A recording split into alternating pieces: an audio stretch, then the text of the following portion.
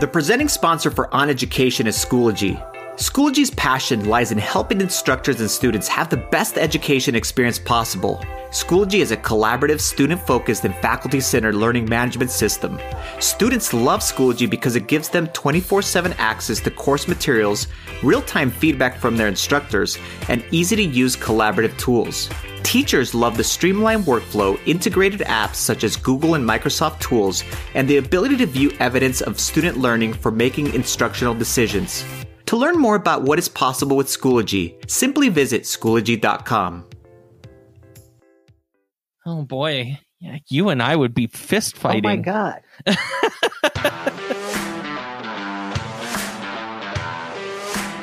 Welcome to OnEducation. I'm Mike Washburn. And I'm Glen Irvin. Friends, we have an awesome pod for you today. We will recap the best podcast moments from 2018, discuss another controversy with Teachers Pay Teachers, run down the best EdTech tools of 2018 according to Common Sense Media, and our guest this week is Diana McGhee from Fort Thomas, Kentucky. So happy New Year. Happy New Year, everybody. It's awesome. 2019. I know, it's crazy. We are recording this on New Year's Day, I guess. New Year's Day. So it is the first of the year. And neither of us did anything last night. No, we were just talking about it. It was at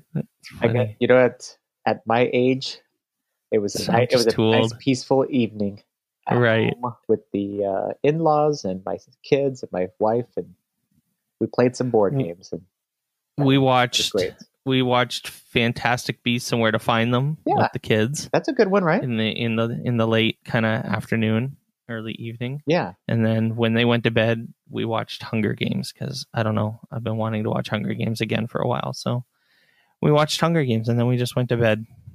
Too old for this nonsense. Tired. No clubs, huh? No. No God. Toronto and it was clubs. Freezing rain up here. Most of the day, and like a really good band, a good Canadian band, Sam Roberts band, for any people listening who know Canadian music that generally doesn't make it to the States. Sam Roberts was playing in Barrie, and he's solid. It would have been a great concert, but I'm just too tired and old to go stand out in the middle of the rain to listen to, you'd have to pay me to do that, and even then you'd have to pay me a lot. And that was outdoors, Mike? They do it. I think it's outdoors. I should have probably checked, I guess, but yeah, I think it's outdoors. So you guys it's pretty are dumb. A lot tougher than we are. Yeah, I'm in it's Minnesota, actually funny. It's the same thing. I mean, as your fellow Ontarian pointed out, we're actually further north than you guys. You are indeed further north than me, which is funny. Christmas. How'd you make out? Did you get anything cool for Christmas? My kids, they know that their dad loves sugar, so I got a lot of candy, and then that's like the exact opposite of what I want to go ahead and be doing for my New Year's kind of resolution thing. They're enablers. Exactly. So I have all of these piles of red vines and all of these other types of candy that I usually eat. And I've been trying to make sure that I don't do my typical thing, which is devour them all. And sure, I'll spark that's them funny. For 2019. That would be fantastic. I got an Apple Watch. That was the plan. Nice. So I'm excited about that. And Cheryl, I got Cheryl tickets to the Book of Mormon, the production. Yeah, the play. Yeah. Yeah. Or musical. We've been before. It's coming back to Toronto, actually. So we're going in, I guess, actually, I really kind of screwed this up. We're going the day before ISTE. Oh, wow. So I actually might not be at Badge Summit. Oh, the day before. I get you. Yeah. Right. So the Saturday. Gotcha. So I kind of screwed that up. Hey, you gotta do what you gotta do, man. Wow. I gotta what I should do is switch. I picked the last Saturday of its run. Yeah. I should call them and say, listen, can I just change it to the week before? Switch it up. Yeah. or something like that. Anyways, we got news to talk about. We have a couple things on our list here, and let's go through them.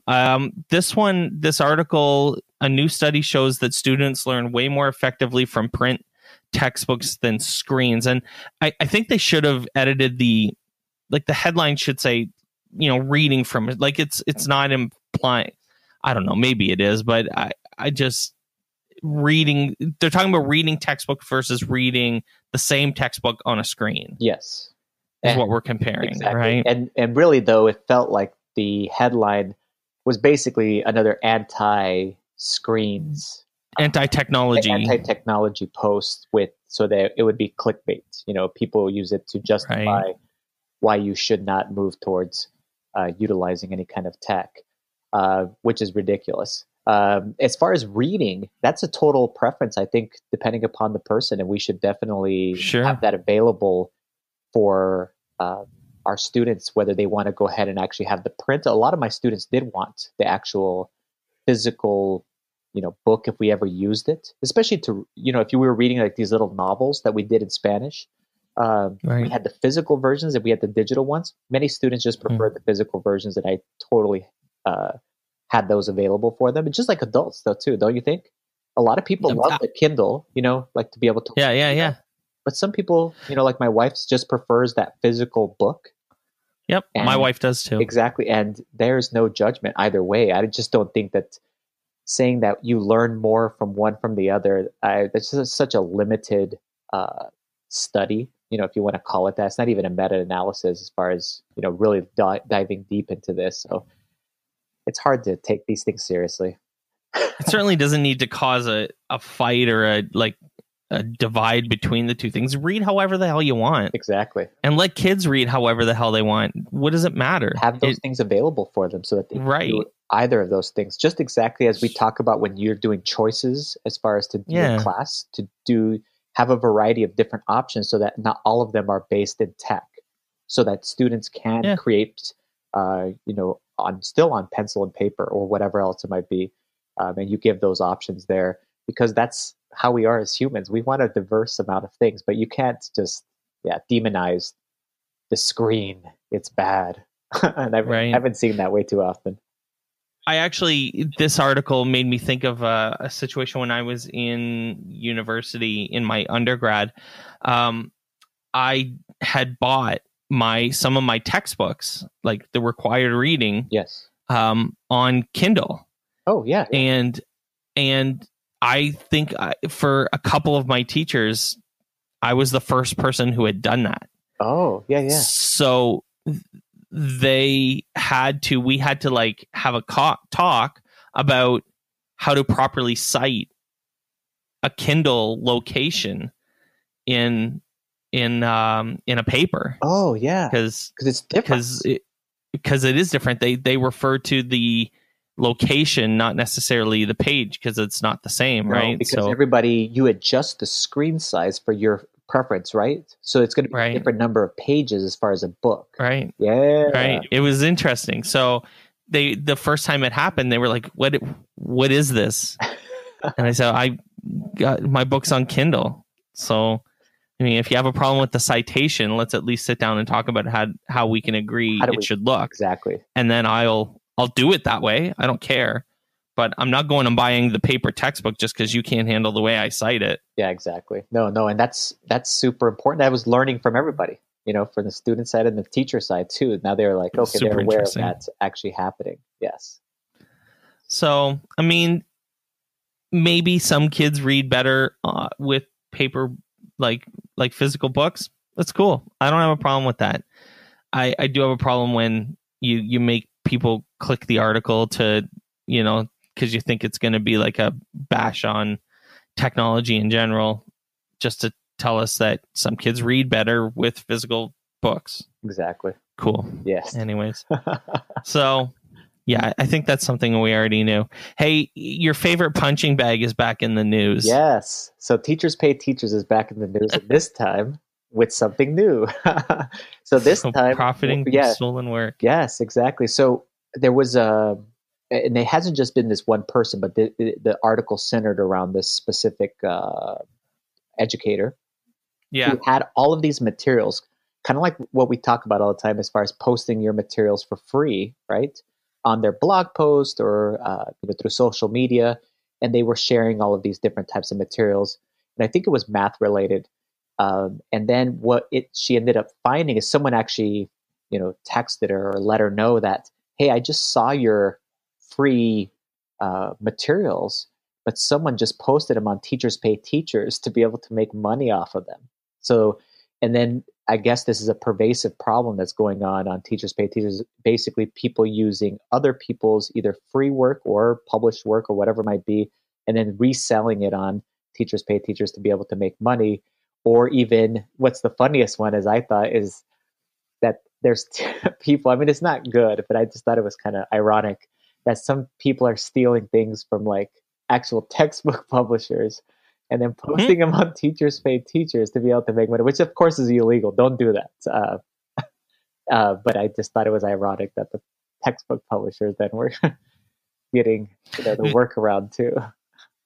It's unbelievable. Yes. I mean, Teachers Pay Teachers should be responsible for this. Like it's their location, it's their storefront, and you can't allow people to sell material that's copyrighted by someone else. Exactly. Or being stolen or ripped off or plagiarized. I mean, it's insane.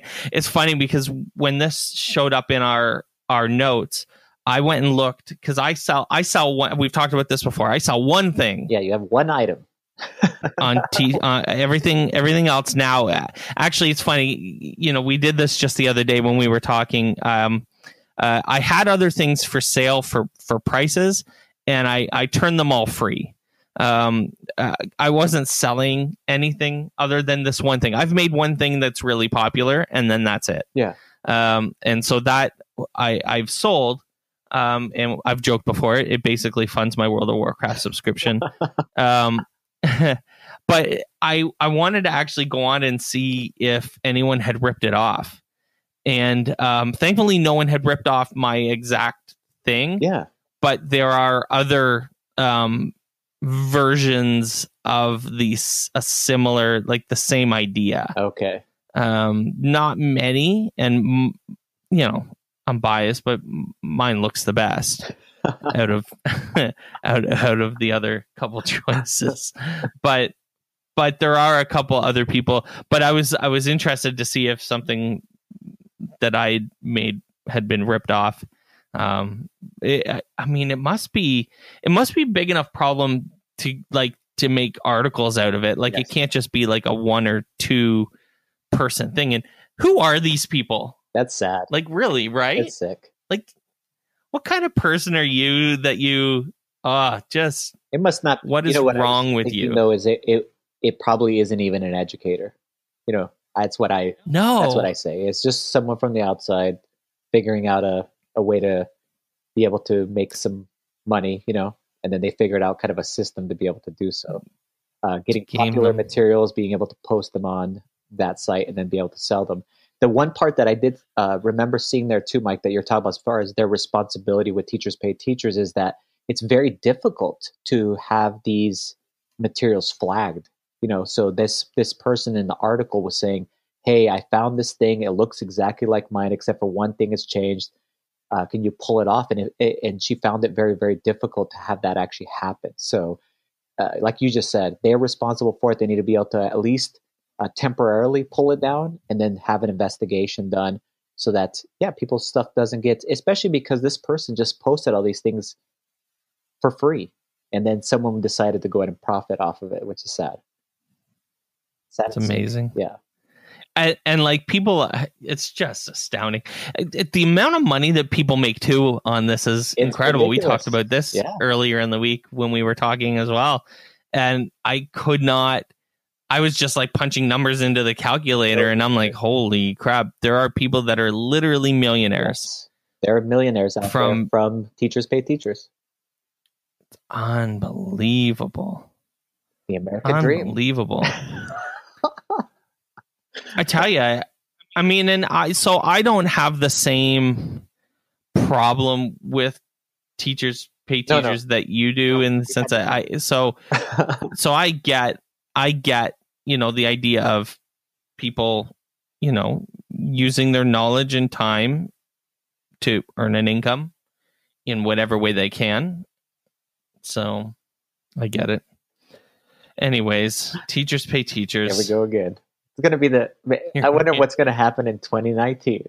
I can't wait. I bet you can't. It's definitely good for us for content. Yes, absolutely. They are a regular punching bag on education for Glen. When we come back, we're going to give you a rundown on Common Sense Media just came out with their top 20 best of EdTech, and we'll see what we like there, and we'll see if there's anything they missed. So stay with us. Quests. One of Classcraft's most popular features, with over 100,000 lessons created by teachers and 3 million learning objectives completed by students so far, is now part of Classcraft's free offerings. In 2019, your students won't just be learning multiplication, chemistry, or any other content. They'll be saving the kingdom. Transform your lessons into adventures with Quests today. Visit classcraft.com for more information. All right, welcome back to the podcast. Common Sense Media just released, I guess they must do this at the end of every year, but they just released their best EdTech tools /apps /whatever for 2018. It's a list. Yeah. It's interesting. It's very interesting. There's a lot of stuff on here I've never seen before. Yeah, that's why I thought it was interesting. I thought it would be like kind of the big time stuff, and then maybe a few things that you're like, oh, I should check into that. And it was more like, there's a lot of things I've never even heard of. So then I had to go investigate. Obviously, yeah, really. So obviously we've heard of Khan Academy. I've heard of Maker's Empire. Yes. Discovery Tour. That's one of my favorite things on this list. Assassin's Creed made a game-based learning version of their Ancient Egypt game.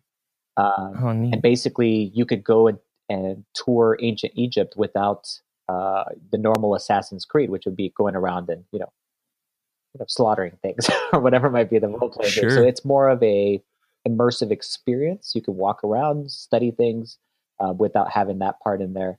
And I've heard super positive things about that. So I will definitely be checking that one out.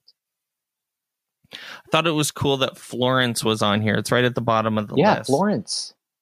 Because it's like a game, but more like a narrative experience. Yeah, that was Paul Darvasi talked about that to me at some point. Yeah. And he was using it in class, or was talking about why he would use it in class. And I thought that was fantastic too. So there is some game-based learning in here. Yes, thankfully. Yes. There was some different types of, I would call them like makerspace kind of things, some robot types things like the Cosmo, which you're familiar with, right? Yeah. I was actually surprised that some of the Wonder Workshop apps didn't actually get, like, if you're going to list Cosmo, and this other one, Evo by Ozobot.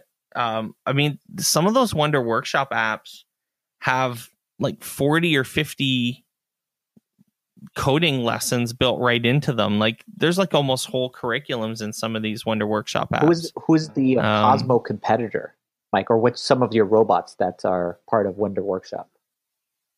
Well, so Cosmo's a little robot. It'd be similar. Like, you would teach it similar to the range that you would teach like Dash. Oh yeah, the Dash and Dot, those kind of things. Right. Yeah, right. For sure. The Evo, Ozobot, is a little tiny thing, and it's interesting. I would say it's probably maybe primarily for younger elementary age students. You mark with a marker on a piece of paper, right? And you can use different colors. And the different colors signify different things that the robot is going to do along that line. So it travels along the line, and when it gets to red, for example, it'll do like a little trick, go backwards or do a spin. And you can use these different colors to be able to do different types of things along a path. It was interesting. I didn't think it would be on a list of the top tools. 20. Yeah, that seems kind of overrated. But maybe I'm wrong. Maybe Osmobots are like especially in younger elementary, are just, the best you can get as far as for Steam or maker spaces kind of situation. I'm surprised that I'm not sure if these are new tools. I guess they're not, right? No. Maker's Empire's been around for a while. Osmobot's not new. I remember I went to some workshops 5 years ago, on it. So it's definitely not new. So it was interesting because I was like, top EdTech tools of 2018. Number one would be something like Flipgrid. You know what I mean? Like something where you're like, everybody is using it. Everybody knows about it. And there's already all of this types of ways to be able to integrate it into every type of content and grade level. I mean, that would be a top of 2018. So yes. Classcraft. If we're... I would say it's huge. It's being used in a variety of different ways. And then now they even have an ability to be able to use it with content, which is an amazing, choice quest-based learning. The other one I thought there were some things on here that I thought were strange, like Loom. I don't know if you've ever used this before. One of my coworkers uses or has used it before, and all it is a screencasting tool that's free. But you can also upgrade it to a paid version. But I would recommend multiple tools before I would recommend that one. Screencast-O-Matic, that's free and it's awesome. Screencastify is just a Google Chrome extension. It's super easy to use. You know, that's the one that I have. Yeah. Those are super simple, easy to use. I prefer Screencast-O-Matic just because it has some things on there that others don't. But I mean, it's weird that they chose this one. So it makes me wonder. I always have the pessimistic view. Is this like? Does some people pay to be able to get on this list, or what's up with this? You know what I mean? It's a really weird list. Like, I'm also wondering where the heck, iMovie is, for example. Where is iMovie? Where is I'm thinking of a million. Even GarageBand should be number possibly 3 on this list. I mean, Minecraft. You're ignoring millions and millions of copies sold and being used by millions of people around the world. That's strange. That's what I was thinking. And this Khan Academy is not just Khan Academy, but it's Khan Academy Kids. So it's like for these pre-K to K students. But yeah, I was like, even like Brain Pop. Yeah, Brain Pop. Yeah, that's not on this list. I mean, they have this kind of a Zotero bid, right? And it's a way to be able to cite resources. There's a ton of free websites that do that kind of stuff that are. It's not that these are bad, no. Right? Like, I don't think we're saying that these are bad. It's just weird that you would make a top 20 list. Yes. And you would rate and evaluate some tools and then put out a top 20. And it's just weird that there are things that didn't make it into the top 20 as opposed to things that did. So like a chess, I just was looking at that one, Mike. Magnum Kingdom, which I mean is cool. It's great, but what? Yeah, that's a top 20 tool. I'll admit, I am tempted to download it so that I can teach Isaac how to play chess, and then we can play chess together. Like, I'm all for that. I just top 20 when compared to things that aren't here. I mean. Oh, yeah, that's what I thought. We should get someone on. Hey, listen, if you guys know any of these common sense people that are part of this process, we want to know. Tell them to get after us because we want to. I want to talk to them. We need to figure out why. Yeah, and I'd love to know their evaluation rubric or whatever. And this was my favorite part, Mike. It said, this year, we had no trouble narrowing down our top picks to the top 20 best apps, games, and websites. What?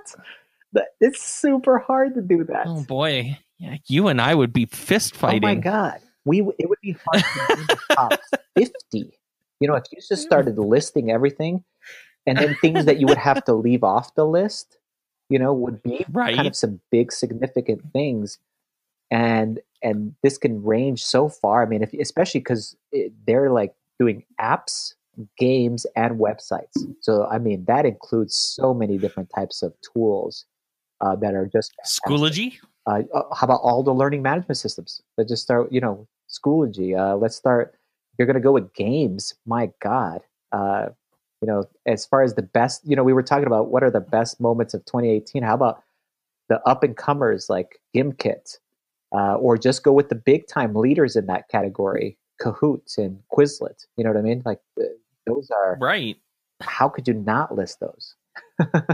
So anyways, there's some things that we've missed. Hey, listen, if you haven't heard of any of the things that we were talking about, then there you go. There's a good, we'll put up this list in the show notes, and then, we just named about 20 other things that could have been on this list. So, take a look at it. I guess that's, our value here is that there's a lot of other things out there, and hopefully you take a look at those too, because there's definitely lots of cool resources out there that aren't on this list of resources that I've never heard of. That's fantastic. to throw a little more shade. So anyways, and listen, if we're missing something, if we didn't say it, and it's not on this common sense list, then share it with us. Send us a message on Twitter, on the Twitters. Let us know. Or wherever. Let us know. What should be on this list. Right. So, that's that. When we come back, we'll be joined by Diana McGhee. All right, welcome back to the podcast, folks. We are thrilled to be joined on the podcast today by Diana McGhee. Diana is the Chief Information Officer and Director of Technology in Fort Thomas, Kentucky at FETC. Diana is leading 2 sessions, including one about sourcing and vetting new EdTech tools, which is something, as our listeners would know, especially lately, Glen and I have been talking a lot about. We're really excited. She's with us today. Welcome to the podcast, Diana. Thanks for having me. Awesome. Before we get into a couple questions, especially about this session that I kind of teed up, maybe you can introduce yourself to our listeners, give us a bit of a rundown on your background and your role. Sure, I'd be happy to. So I've been in education for 34 years. And I began as a high school English teacher with a minor in journalism and taught journalism classes at our high school in Fort Thomas. Recently, I did 2 roles, one as the director of technology and one as a high school journalism teacher. Then after I did a few years in the classroom, I decided I wanted to get into some type of administration. So I have a master's and rank 1 in secondary guidance and counseling, which, to say all of that, just to lead you into the fact that you never know where life is going to take you, because none of that prepared me to be a technology director. Mm-hmm. But in the early 90s, when Kentucky was going through a great change as far as it was called CARA, which that stands for the Kentucky Education Reform Act. One of the things that Kentucky did was to strengthen the technology in the state. And so I was hired in 1989 to be our instructional technology specialist. And then in 2001, I took over as the head of the technology department. So I've been in that role. What is this, 18 or 19 years? Can't do the math in my head right now, but a long time, and have seen all kinds of changes in the technology world and department, and specifically in our district. It sounds like an adventure. I'm actually a history major who ended up being a computer science teacher. So you understand. So I understand completely the idea of not knowing, and now I write curriculum for a robotics company. So awesome. I know all about not knowing the path that you're going to head down. Which is, and I mean, that's interesting. 18 years. So you've seen a lot of change. Let's just a lot. Yes. Unbelievable.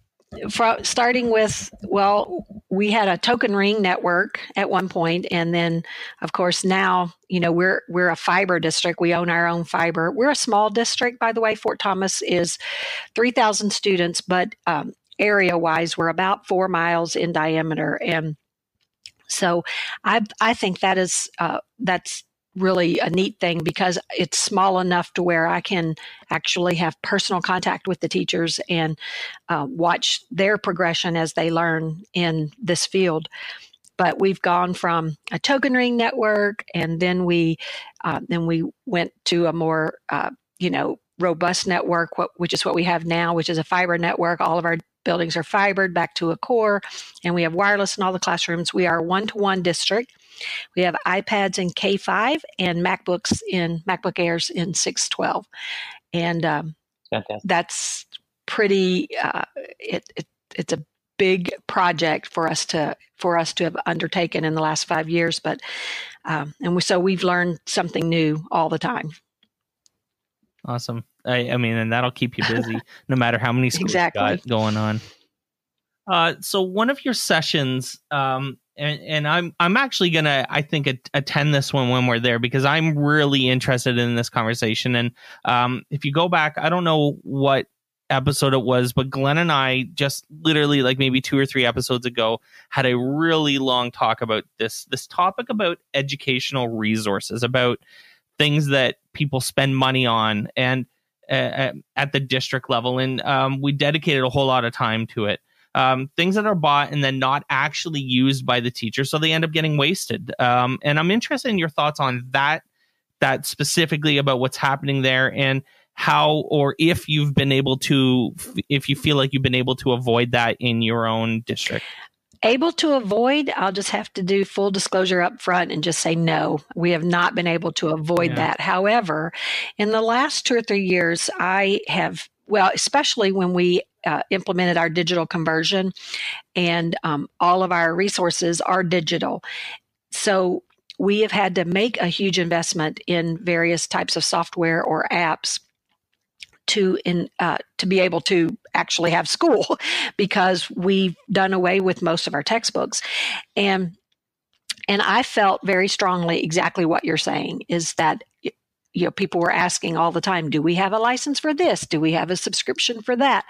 And I have often wondered as the director of technology, how effective are the resources that we're spending so much money on? And B, are we really even using them? Or I should say that's probably the other way around. Are we using them? And then if we are using them, how effective are they? So I think it was 3 years ago, I was at ISTE and had a meeting with a company called the Learn Platform. And they were a startup company at that time and have a product that allows us to create a library of all of the software that we own and even just online resources, maybe even free resources where I can build them in a library so any teacher can go to this site and check to see if we have licenses for a product. And that is one thing that I've been working on for about a year to try to make that whole process better in streamlining purchasing as well as trying to decide if things are being wasted. But able to avoid, no, we're not. We have not completely avoided that, but I feel like we're on a good path to make some better decisions. So with that in mind, I mean, what in your mind and based on, I guess, your experience, because now, answering the previous question, I mean, you've had experiences where things clearly get adopted well, and you've had experiences where things don't. What are the reasons why some technology that districts purchase and want the schools to adopt just collects dust? Or why do you think it's even worse? Why do you think it might be shunned by teachers or avoided or not used? Do you have a sense of why one thing is maybe successful and another thing may not be? Well, I've been in this profession a long time, and like I said, 34 years, and the four-letter word that all of us in education complain about all the time is time. The word time is the main reason that I see that resources don't get utilized to their fullest potential is because, well, there's three things: lack of time, lack of training, and lack of support. And so let me address the lack of support first, because one of the things I didn't mention was one of the struggles that you have as the head of a technology department is to make sure you're aware of all the purchases. Because in our district, the schools have purchasing power of their own, and they don't always have to go through the district to purchase a software product or an online subscription. I encourage them to go through the district office, and me in particular, so that I can vet the software and make sure it meets. We have two state laws, House Bill 5 and House Bill 232, that are specific to student data privacy. And so I encourage them to go through me so I can vet the software, or I can have our digital learning coaches help vet the software. But when we don't know about those products that are being purchased, it is hard for the technology department to provide adequate support. And so when teachers don't get adequate support, either learning how to use the software itself or how to troubleshoot the software when things don't work, if they don't get lack of support, they do give up. I mean, I was a classroom teacher myself, and I know that most teachers will try something once. They'll even try it twice. But the third time that they try something and it doesn't work, they will not try it again. Sure. So lack of support is crucial, but that's a give and take, because we have to know what we are supposed to be supporting. So in our district, we do have a process. I worked with our chief financial officer to develop a procedure where if he gets a purchase order request for a software or an item of technology hardware, that he is supposed to show those to me if it doesn't have my stamp already on it. And so that's a good procedure to have in place, but it doesn't always work. And then the lack of training is it goes along with the lack of time. Most school districts have a prescribed professional development program or number of hours that they have to cover. And many times teachers put in that extra time to learn whatever they have to learn for whatever the district has decided is the targeted goal for this year. And oftentimes they won't on their own go out and seek training to learn how to use a product or a software.